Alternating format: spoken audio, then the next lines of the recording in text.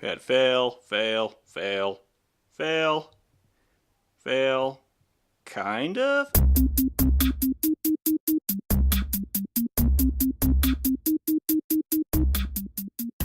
Alright guys, we're going to go ahead and jump right into it today. We got the $40 welding cart put together. You saw that in the last video, so we're going to go ahead and put a welder on it. That welder that I bought is the AHP Alpha TIG 200. Now, I did pick this up off of Amazon. The price on that is actually pretty decent.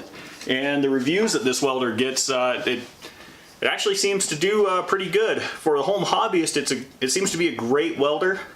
For production stuff, might run into some weaknesses there where you'll want to pick up like a Miller or ESAB or Lincoln or something along those lines, one of the big 3 or 4 brands that are out there. But for in the shop here, this little welder should be pretty good. So we'll go ahead and show you what else comes with the welder, and we'll go ahead and get the cart set up fully. So let's get started. As you can see behind me here, we have the welder up on the cart now. I do have some straps here just to help hold it on in case I accidentally bump it with something. It doesn't fall off of the cart as easy. And you can also see we have our gas bottle right here. This is argon. It is a 125 cubic inch bottle, kind of a medium size, but it'll work for around here. So one of the nice things about this AHP welder is all the extra stuff it comes with. You're almost completely ready to start welding whenever you order it. It doesn't come with the argon bottle, obviously, and it doesn't come with any of your tungstens or filler metals, but I'll go ahead and show you what all it does come with. So, right here, one of the first things we have is a little thumb switch. You can mount this right onto the torch, the TIG torch itself, to start and stop if you're not using a pedal. Next up is the actual TIG torch itself. So, I've already assembled this one, but it comes with everything to actually start welding, and nice thing is, the new one comes with a flex head TIG, so you can position it a little easier. This is also your gas hose for your argon, and will also, you know, get your power out to your welds. So it's kind of nice. I'm not quite sure how long it is, but it'll be decent enough for around here. One of the important things for me, since I don't have 220 in my garage, which really does suck, is this little adapter here. It goes from 220 down to 120. So yes, this machine does run on either 110 or 220. So that's really nice, makes it really versatile. You can take it over, if you're lucky enough to have 220 in your garage, then you can use it there, or if you gotta go over to a friend's place that doesn't have it, take this with you, you can still use it. Capabilities are not as high using 110, but you can still do some pretty good stuff with it. Now, another benefit to this is you also have a stick welding probe, or, well, stick welding holder there. Some people don't like stick. It's honestly what I learned on, and I still think it's very useful, and I know a lot of people that still like using stick. It's good for dirtier metals and things that aren't as clean, also field repairs. Still good to have it, still good to know how to do it, and I'm sure I will be using this in the future for some things. You also got a gas hose to be able to go from your regulator on your bottle to the welder itself. And speaking of the regulator, it comes with its own regulator. No need to go out and buy another one. So this will go right onto the bottle, and you know what? That's a nice little feature. It is kind of a little cheaper one, chintzy kinda, but I have no doubt that it will work for what we're doing. Then you got your ground clamp, essential for any sort of welding.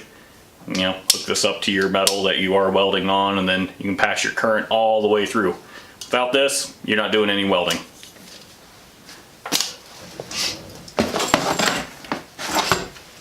Then you got your foot pedal. So, reading some of the reviews, some people don't like this style pedal. They prefer a different style, but this being my first TIG machine, I'll learn to work with it. So Also really nice that it does include a foot pedal as well as that thumb switch, so you've got some options there. And it comes with a small bag of some collets and different nozzles and even a different back cap, a little short stubby back cap. So that way if you need to shorten the TIG torch up to get into some tighter spaces, you can do that. Well, it's actually pretty nice that they do include some of those pieces there as well. And finally, a user's manual. So this will be helpful for getting it set up, and I'm sure it'll give you some of the basics. So all in all, that's actually a pretty good value for what you pay for it. I believe the list price is about $800 on Amazon, plus I think it's like $23 or $33 shipping, something like that. So it's actually, for a budget TIG machine, it actually comes with quite a bit there and gets you pretty close to being able to weld right out of the box. You will need to go pick up some more things from either, if you feel like it, on Amazon or from your local welding supply store. Like I said, the argon bottle, you'll need to buy one of those or rent one if you're doing short little projects. You don't plan on keeping the bottle around that much. As well, picked up some tungstens here and got several different styles, 1.5% lanthanated, pure EWP, and then EWG. I'll play around with those and see which one I like more. Now you can use different tungstens for different things and they'll make your weld a little bit better, but I'm new to this and not very technical, so we'll just play with them, see what happens. On top of that, some new welding gloves. These are TIG specific gloves, a lot thinner than what you'll use for stick and even MIG welding. So not quite, they won't hold up quite as well to the heat, but they do give you that dexterity that you need for TIG welding. As well, a couple of tubes of some filler metal. We got ER70S-2 for carbon steel and some ER5356 for aluminum. These were just the general suggested, just starting out sort of filler. This will get me covered for most of the stuff that I'm going to be working with. So we'll be playing around with this here in a little bit. And then since you're at your local welding supply store and you tell them that this is your first TIG machine, they usually give you a catalog as well.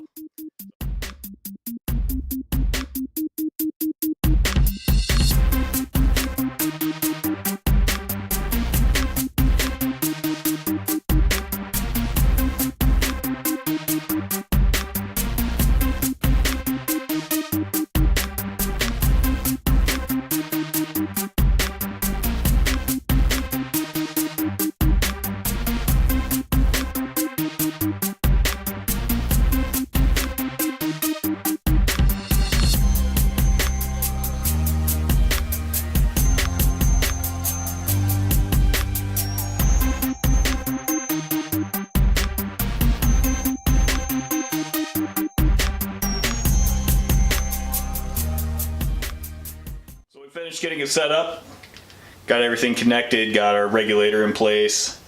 Everything's good to go now. We can plug it in and start welding.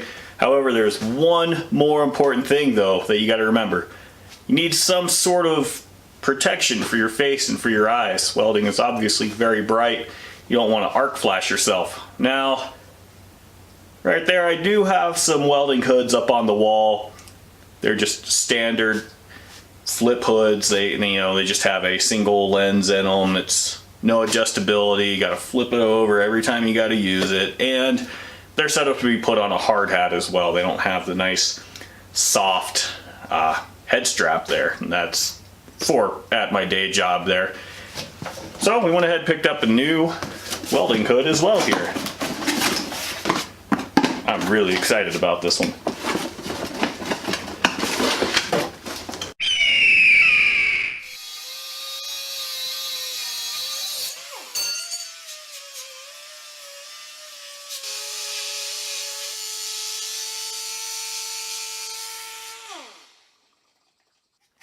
So I've got the TIG torch taken apart here, so that way we can get our tungsten into the right holder. So I went in the little kit here that comes with the AHP welder. grab the collet for the 3/32. So we'll go ahead and slide that through there. Start putting our TIG torch back together here. So we'll go ahead and get our back cap on here. Slide our collet into the holder here. So whenever we tighten that down, it'll actually hold on to there. So we'll just get that slid into place and start tightening that down. So as you can see right there, it locks into place. We'll go ahead and loosen it up there a little bit. Go ahead and take our holder here. Now obviously that is way too much tungsten sticking out right there. So we'll loosen that up. Slide our tungsten back in. Yeah, we'll try that there. I don't know. We're kind of playing with things as we go here since this is my first time ever TIG welding. We'll go ahead and call that good. So, guess down here actually. So, we'll go ahead and call that good if it'll ever focus. Come on, focus, focus. No, I guess it's not going to focus. But here we have our assembled torch with the tungsten there. You can kind of see it sticking out. I have a little coupon of metal right here, just a little piece of flat strap. Just going to practice on it. And sorry for the evening sun sort of washing all this out. Not much I can do about that right now. But you guys are going to watch me put my first TIG weld on. So quite literally have not tried this before. So right, wrong, and different, fail or succeed. You guys are going to see what happens. So I already got the machine set. I got gas dialed in to about 15 cubic feet a minute or cubic feet an hour, CFH, cubic feet an hour.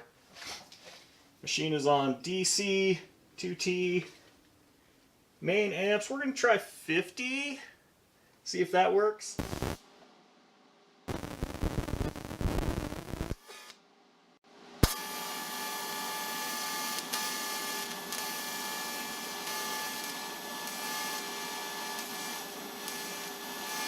First try, not a success. So I need to figure out what's going on and actually just figure out how to TIG weld in general.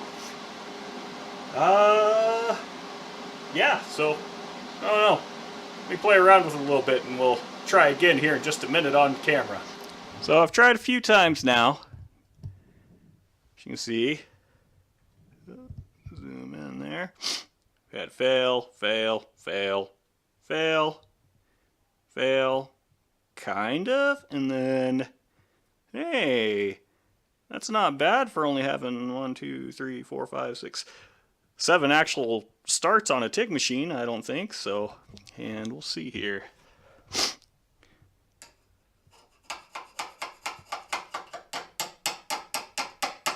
Seems pretty well attached too, so I would say that is the first success.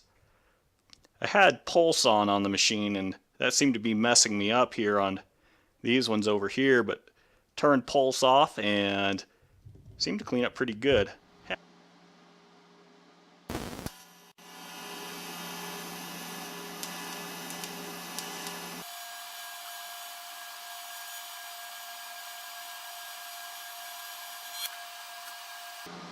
That one wasn't very good. Try again.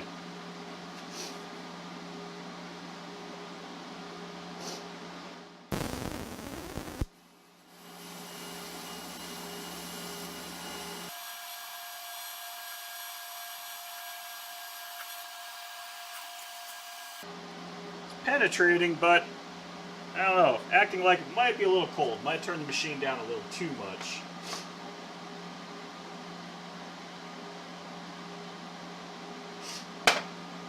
Let's give it one more try here.